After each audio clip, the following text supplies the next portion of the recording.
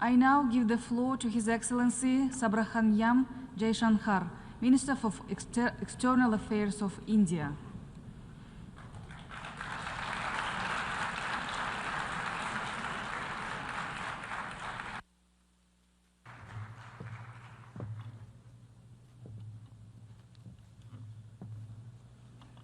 Madam President, Excellencies, distinguished members of the General Assembly, greetings and namaskar from 1.4 billion people of Bharat. I congratulate the President of the General Assembly, His Excellency Mr. Philemon Yang, and strongly support the 79th UN General Assembly's theme of leaving no one behind. Madam President, we are gathered here at a difficult time. The world is yet to recover from the ravages of the COVID pandemic. A war in Ukraine is well into its third year. The conflict in Gaza is acquiring wider ramifications. Across the global south, development plans have gone off rails and SDG targets are receding. But there is more. Unfair trade practices threaten jobs, just as unviable projects raise debt levels. Any connectivity that flouts sovereignty and territorial integrity acquires strategic connotations, especially when it is not a shared endeavor. Technology advancements, which have long been a source of hope, are now equally a factor of anxiety. Climate events occur with greater intensity and frequency. Food security is as worrisome as health security. In truth, the world stands fractious, polarized, and frustrated. Conversations have become difficult, agreements even more so. This is surely not what the founders of the United Nations would have wanted of us. Madam President, almost exactly 8 decades ago, the first steps towards the formation of the UN were taken near here at Dumbarton Oaks. Refined thereafter at the Yalta Conference, they were finally approved in San Francisco. The debates of that era centered around how to ensure world peace, a prerequisite for global prosperity. Today, we find both peace and prosperity equally endangered. And that, Madam President, is because trust has eroded and processes have broken down. Countries have extracted more from the international system than they have put into it, enfeebling it in the process. We see that vividly in every challenge and every crisis. Reforming multilateralism is therefore an imperative. The urgency of this call is highlighted by the theme of this session. Leaving no one behind means advancing peace, ensuring sustainable development, and strengthening human dignity. This cannot be delivered by a UN paralyzed when faced with division, conflict, terrorism, and violence. Nor can it be advanced if access to food, fuel, and fertilizer is jeopardized. When capturing markets lacks restraint, it damages the livelihood and social fabric of others. Evasion of climate action responsibilities by the developed undermine the growth prospect of the developing. Indeed, when resource crunch limits the very pursuit of SDG targets, it is not just economies, but human dignity itself that is imperiled. If the world is in such a state, this body must ask itself, how has this come to pass? The problems arise from a combination of structural shortcomings, political calculations, naked self-interest, and yes, disregard for those left behind. It is natural to feel overwhelmed by what we confront now. After all, there are so many dimensions, different moving parts, issues of the day, and the changing landscape. But every change must begin somewhere, and there is no better place than where it all started. We, the members of the United Nations, must now seriously and purposefully address ourselves to that task. Not because it is a competition for influence or a squabble for positions, but because if we carry on like this, the state of the world is only going to get worse. And that could mean that more of us are going to be left behind. Madam President, as the world contemplates these concerns, India has sought to respond in a variety of ways. First, by focusing on the issues of the vulnerable, women, farmers, and youth, and fashioning targeted policies and initiatives for their betterment. Assured access to piped water, to electricity, to cooking gas, and new homes are changing millions of lives. The gender gap has started to close, be it in health, in education, or in the workplace. Our food producers, thrice a year, get financial support at the click of a button. And a third-term government has made skilling of the youth its key priority. Second, by expanding opportunities for employment and for entrepreneurship, including through stronger training and large-scale financial incentives. 495 million mudra loans have been given to small businesses in the last decade. 67% of them are to women. Equally telling, 6.56 million street vendors have availed of 8.85 million Swanidhi loans. This is just in the last 4 years. 45% of the beneficiaries are again women. Third, by creating templates that are replicable elsewhere.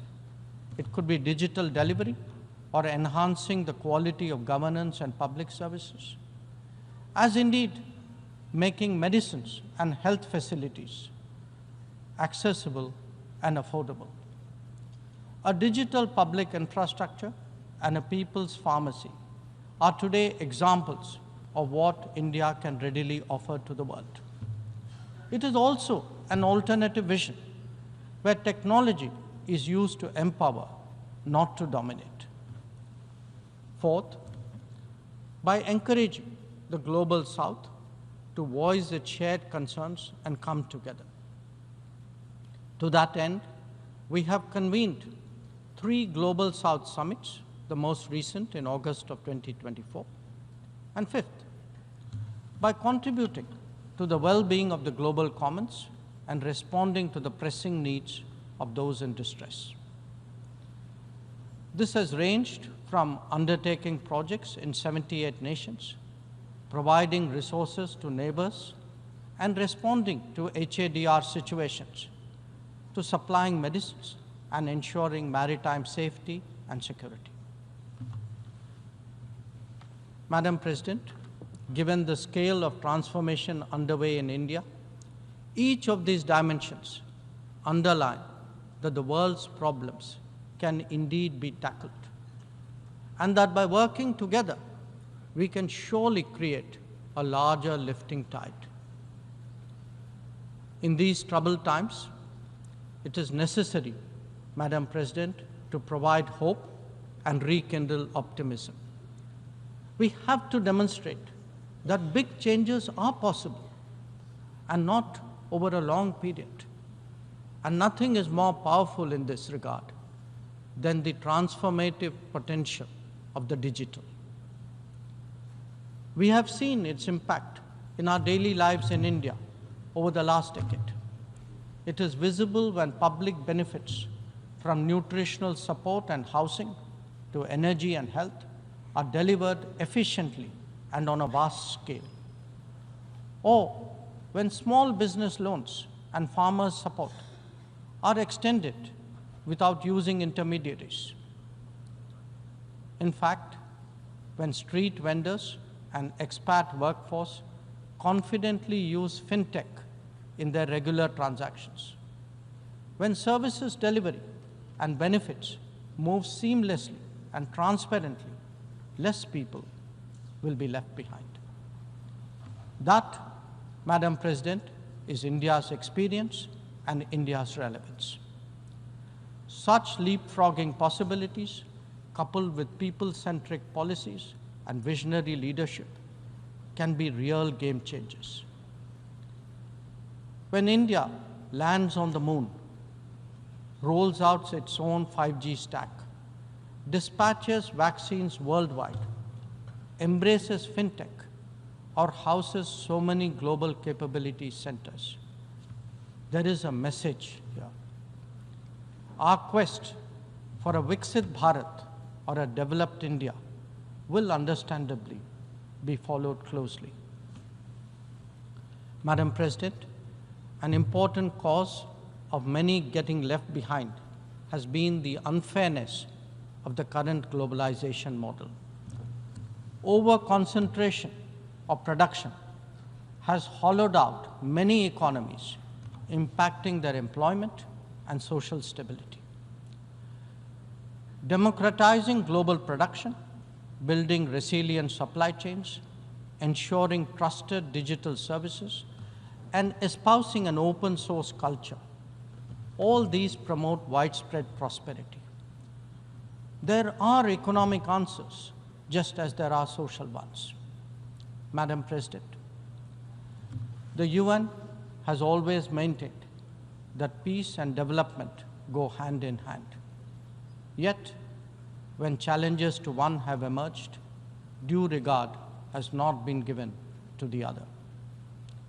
Clearly, their economic implications for the weak and vulnerable need to be highlighted. But we must also recognize that conflicts themselves must be resolved. The world cannot be fatalistic about the continuation of violence on a large scale, no more than be impervious to its broader consequences. Whether it is the war in Ukraine or the conflict in Gaza, the international community seeks urgent solutions. These sentiments must be acknowledged and acted upon.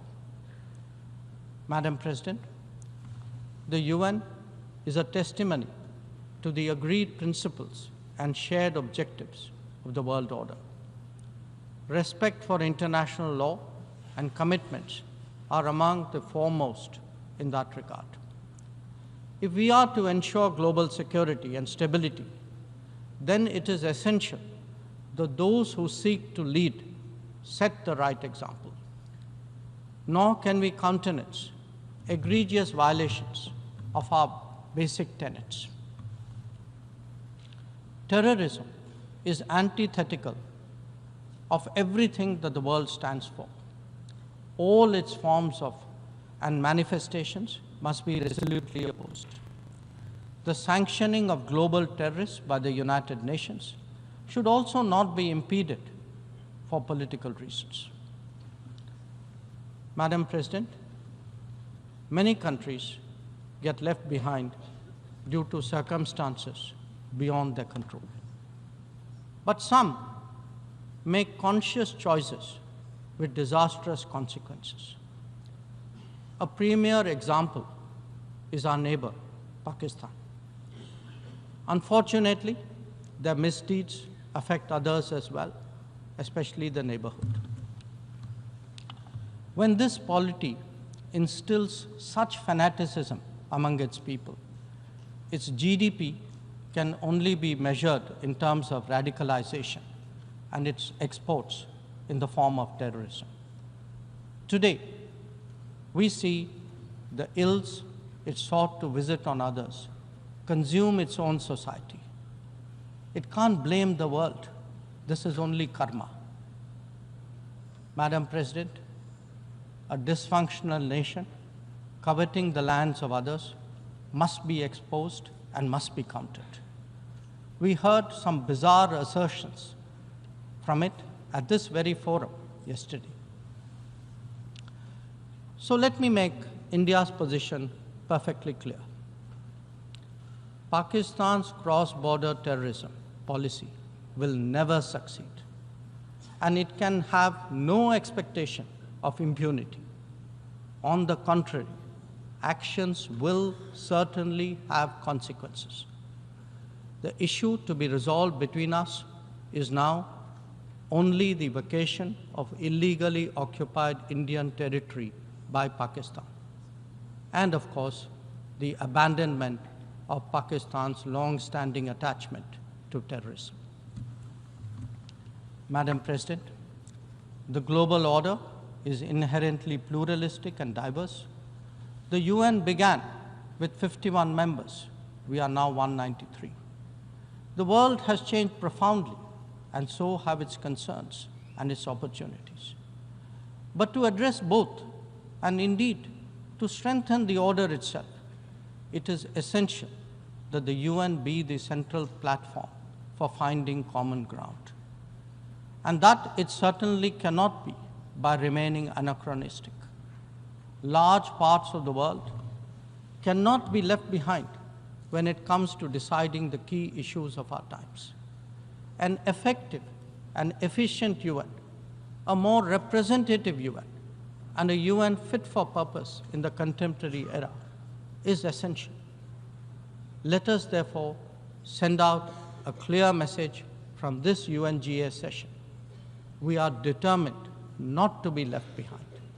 By coming together, sharing experiences, pooling resources, and strengthening our resolve, we can change the world for the better. I thank you, Madam President.